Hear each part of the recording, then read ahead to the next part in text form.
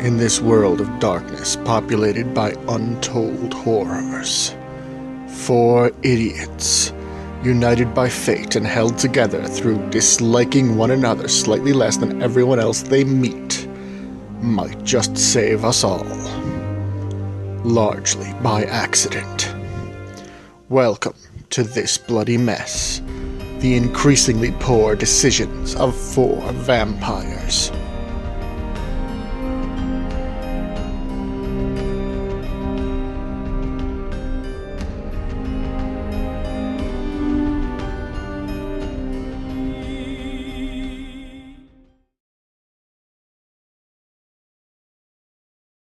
Alright, so, you are Will Bedlam. You're enterprising young burglar and con man, and you have a cousin named Morris who has been pretty much instrumental in getting you into and keeping you into this life.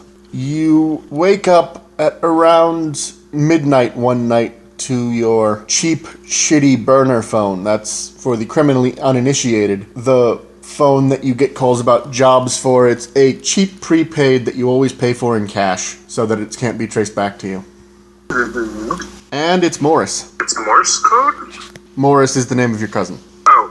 Hi, Morris? Will, what's up? I don't know. Nothing in particular. You called me. What's up? Yeah, so I've been talking to some people, and you know Mumbles from downtown? Mumbles? Yeah, old homeless guy always mumbling to himself. Oh, yeah. What about him?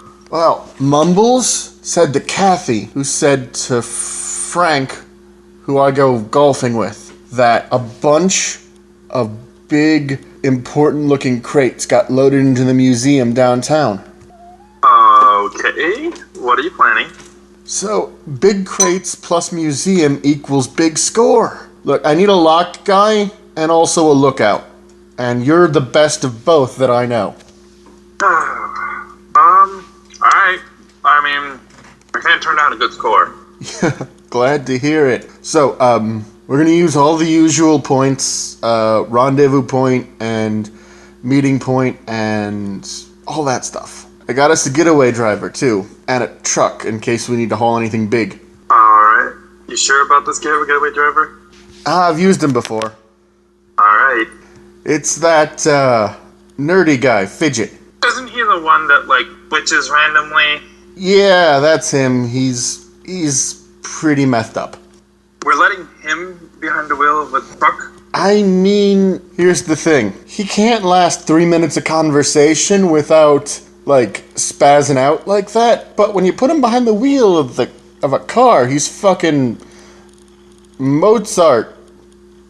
But for, cars.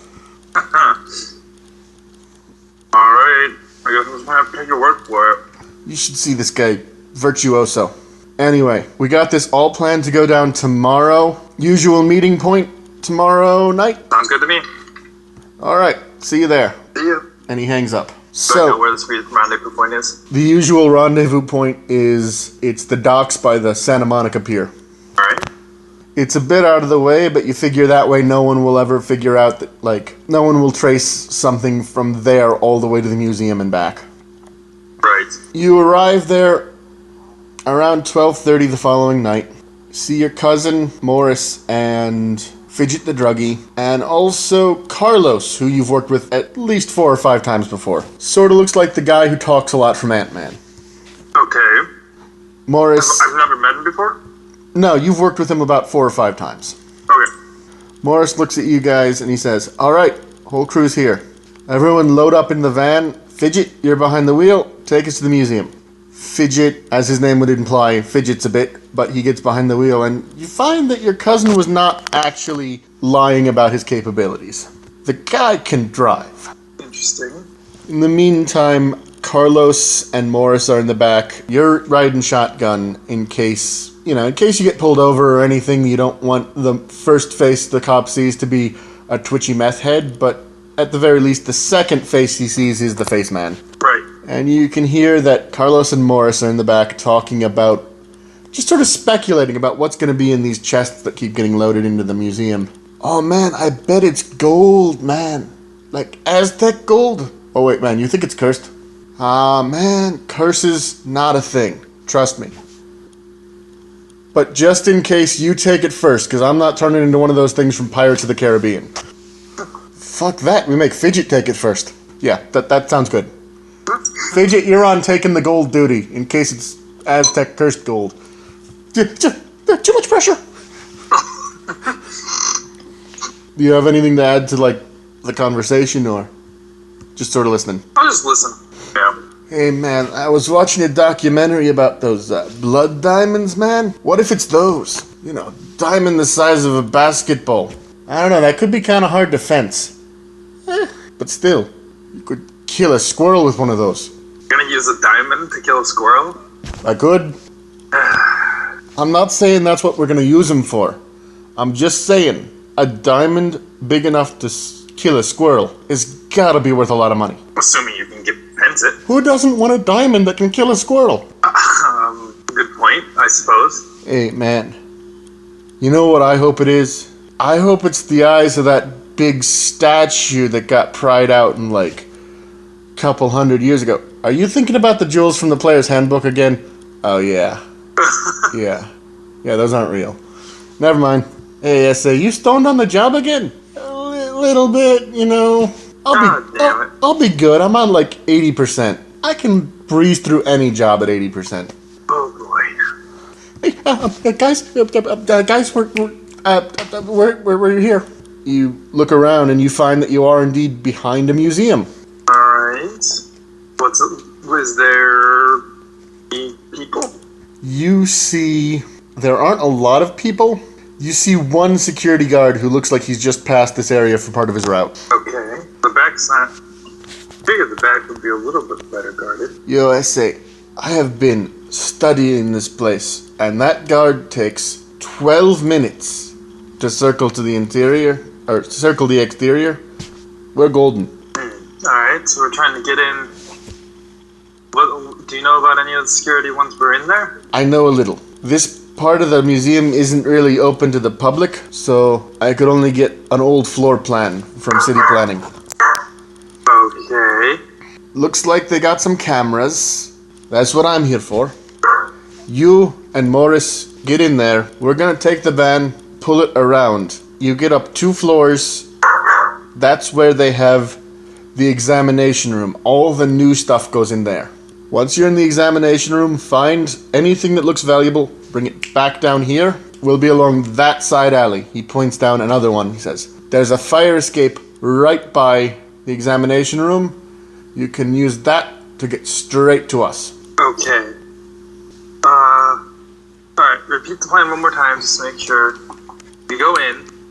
Go in. Go up 3 floors. Find the examination room. It's where all the new stuff goes. Go into the examination room. Stuff yourself with as many valuables as you can. Take them down the fire escape right across the hall. We'll be waiting under it. Alright. If anything goes wrong, use the rendezvous point in the old diner on 4th Street. Okay. Old diner on 4th Street. Alright. So, that's the plan. If anything goes wrong, that's where we'll meet you. Sounds good. The show on the road. So, Carlos pops open a laptop and starts doing computer stuff, which, ironically, your character does not understand very well.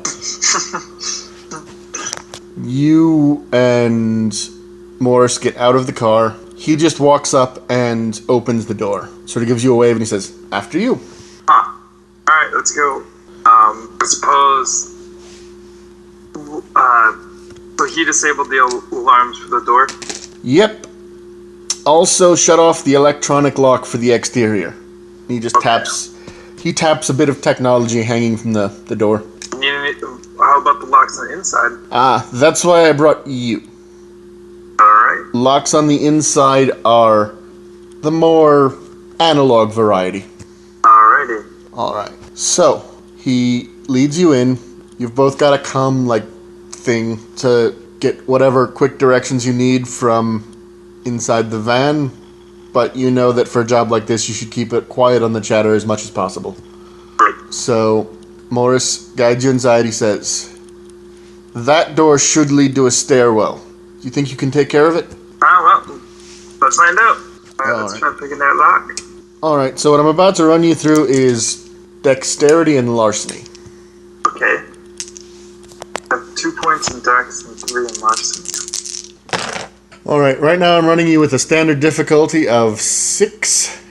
You've gotten 3 successes, so that's a pretty normal event. You've gone in. It's not too difficult at all, really. It just takes you a quick minute, and the lock is picked. You push the door open, and you stand back and give one of those, like, eh? Alright, let's go. None too shabby, cousin. Let's get in there. 2 of you go up the stairwell, and Morris turns to you and he goes, you remember how many floors he said? 3. There you go, that's good. I was testing you. And Hey, just because I forgot the one time doesn't mean I'll forget this time. I learned from my mistakes. I love that time. Yeah. Instead of the rich guy who was on vacation, you broke into the house or the apartment of that old lady. Yeah, that old lady gives a scare of her life. Yeah, sure, you say that now. You weren't so confident when she was throwing that cat at you. You know, cats have some sharp-ass claws, and old lady cats are pretty vicious. Alright, come on, Hercules. Gives the doorknob on the 3rd floor a twist. He's just like, well, they remembered to lock this one, too. Well, stand aside, let's try it again. Wow, you did damn good this time. You thought you did good on the last one, but this one, you barely even have to touch the tumblers before the lock pops open and you pull the door. Still got it. Getting back into the swing of things. Alright, come on. Just have to look for the examination room? Yeah, gotta go to the examination. Probably. Are there any guards inside? That is a good question. I am going to let you have that as perception and alertness. Alright. That is a lot.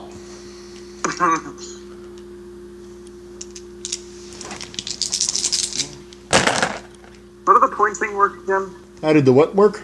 How did the skills checks work again? I roll a die for every point you have in a skill, and the dice that are above the number that I say is this number, which is 6 normally, count as successes. Okay, and are they d10s? That is correct. Okay, so you have to roll 7 d10s. And of that, you got 4 successes and a 1. So Motherfucker. that's 3 successes still. Okay. Oh, okay, the one cancels out one of the successes. Yeah. Otherwise, rolling more dice would be worse. Right, yeah, that's a good point. I mean, imagine fighting the ancients then, when they're like millions of dice, and it's just like, wow, I've never seen a Lovecraftian horror eat itself before. True. So yeah, with that, you just like, you hold up a hand and you just like, shh, sort of listen around. You point down one of the hallways and you say, guard coming from down there. And then you point the other way and you're like, the examination room's right there. I think we can make it before he gets here. So, I do have acute sense, right? Oh, well, I guess maybe not yet. I don't know how this is working yet. That is a good question. You probably gathered yes, as of right now you are human. Okay, I figured. But your acute sense does still happen. Okay, so... It's not playing in right now because it's sight. Right. So, probably be quiet as we're going through, as we're going across the other side. That does seem prudent. Would it be stealth and dex? Yep. Okay, so that's 5 dice. What about not Roman. Is it Roman? No, Morris. Morris. How did I think of Roman? It's because that's the cousin that got you into a life of crime. So far he hasn't talked. Yeah, so far he hasn't talked about big American titties or bowling. Okay. That's where I got Rome from. But okay, so is Morris able to stay quiet too? That is a good question. You're able to stay quiet, but I haven't rolled for him yet. Uh-oh. Please don't be a bumblefuck. Fuck, he's quieter than you. Sweet. Good job, Morris. Alright, you get to the room. The the door of the examination room. Looking it over, you find that the door here is a little bit more complicated than you're used to. Okay. It looks like this lock in particular is a 4-digit passcode lock. We can talk to the people in the van, right? The computer guy? Yeah, you can give it a shot. I'm gonna ask him if he knows how to crack this lock. Sorry, Essay, it's not in the system. You're gonna have to do it yourself, but it's not particularly complicated or computerized, so I think you got a pretty good shot at it with your skill set. Alright, so we just have to do it the old-fashioned way. Alright, got it. Let's do it. Alright, so I'm gonna let you... This is one of those decisions where I'm gonna let you have a little bit of leeway on how you want to do this. Tell me, you're in this situation, how would you try to come at this lock? So it's a keypad lock? Yep. Is it just a keypad lock, or is there some sort of card swipe, or... Looks like just a keypad lock. Okay. I'd probably do something like, try and take the cover off and see if I can get out the inside. Or see if I can access the locking mechanism somehow. The manual lock system. Not bad. I could be really mean and try to make this based off of your 1 point of intelligence. But since it's creative working, I'll say wits and technology. Alright. But it wasn't computer and intelligence. Good showing, good showing. You pop it off quite easily. You're able to find wires that would, if connected, send a positive signal to well, basically you find the switch that activates when a positive signal is input, and you're able to just disconnect the wires and tap them together. The thing goes green and the door opens. I gotta check it for traps. Not that system. So you make your way through the door, and inside you see there are multiple tables laid out for examination. There are various objects on the tables, and on one of them in particular, there is a large, still sealed crate that looks like it's just come in. Okay. First, I want to make sure I put the lock back so it looks like it wasn't tampered, and close the door so when the guard goes by, he doesn't expect anything. Alrighty then. Give me a sec. It's a little bit of a close shave, but you're able to make it. Sweet. Just as you close the door shut, you hear the whistling of a guard as he walks past. Oh, close one. So on the inside, you see those things I described just a moment now. Work tables laid out with objects and notes and various other artifacts of historical importance. And you said there's a fresh box? Yep, looks like it just came in today. I whispered in Morris, that must be the crate you saw them putting in. Oh, Mumbles, I knew you could be trusted. You see him break open his thieves' tools bag, and he pulls out a fresh crowbar and another one for you, and he says, "You ready?" Let's do this. All right, let's see how this goes. My strength is 1. I don't know if it would help. All right, you got 1 success and a 1. Fuck. So, I mean, you're not really helping. But the good news is, you're not really taking anything away either, and you didn't, herniate something. Meanwhile, Carlos... No, Carlos isn't here. Morris... You see it start to lift a little bit on his end. Okay. I'm going to try peeking in. All right, let's see. That would be perception, and I'm going to go with awareness for this. All right. All right. Peeking your, well, not really your whole head. There's not enough room. But peeking your eyes through the slot that's opened up, First of all, Morris goes, "What's going on, man? Keep prying." But hold it up there. inside, you see.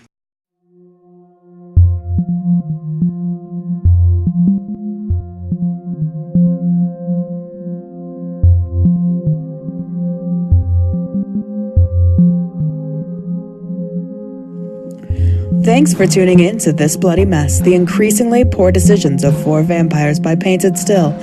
If you like this video, give it a like, consider subscribing to our channel. If you want to support our content, we have a Patreon, link is in the description.